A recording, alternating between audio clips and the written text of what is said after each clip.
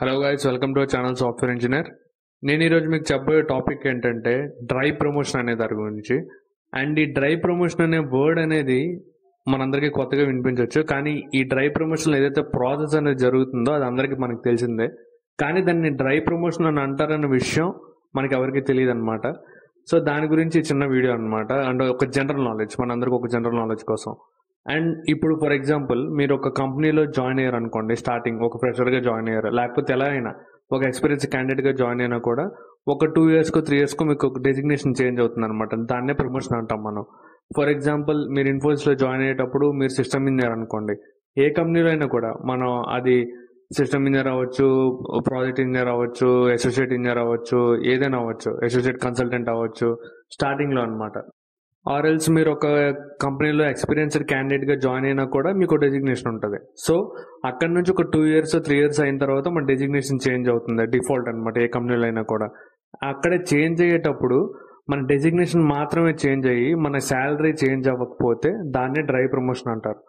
And ఈ process అనేది మనందరికీ చాలా తెలుసు. అండ్ అంటే చాలా కంపెనీలు ఇదే జరుగుతుంది. మన ఒక 1 yearకో 1.5 yearsకో 2 yearsకో మన డెసిగ్నేషన్ అయితే చేంజ్ అవుతుంది అనమాట. And that to happen to me also. కానీ ఆ టైంలో నాకు డ్రై ప్రమోషన్ అని అంటారు దాన్ని, నాకు తెలియదు. అండ్ ఓన్లీ డ్రై ప్రమోషన్ అంటే మనకి డెసిగ్నేషన్ అయితే చేంజ్ అయిపోద్ది, కానీ శాలరీలో సేమ్ శాలరీ ఉంటుంది.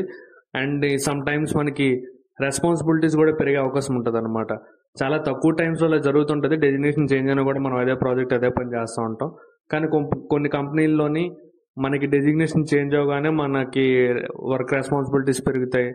అండ్ నెక్స్ట్ మనం చేయాల్సిన మేబీ మనం టీమ్ లీడర్ అయిపోయినట్టు మనకు టీం రావచ్చు, ఏదైనా అవ్వచ్చు అనమాట. సో ఈ డ్రై ప్రమోషన్ వల్ల కొన్నిసార్లు మనకి కొద్దిగా బ్యాడ్ అనే చెప్పొచ్చు అనమాట. డ్రై ప్రమోషన్ లాంటిది ఏదైనా వస్తే శాలరీ పెరగకుండా మనం ఎక్స్ట్రా వర్క్ చేయడం అనేది కొద్ది కష్టంగానే అనిపిస్తుంది కదా, ఎందుకంటే money is the main motivation మనకి వర్క్ చేయడానికి. So that's it for today. ఇంకా మీకు ఏమైనా డౌట్స్ ఉంటే కామెంట్ సెక్షన్లో మెన్షన్ చేయండి, నేను తప్పకుండా రిప్లై ఇస్తాను. అండ్ ఏ టాపిక్ పైన వీడియో కావాలన్నా, ఏ జాబ్ రోల్ గురించి అని మీకు తెలుసుకోవాలనుకున్నా అది కూడా టాపిక్ మెన్షన్ చేయండి, నేను ఖచ్చితంగా వీడియో చేస్తాను. That's it for today. Signing off.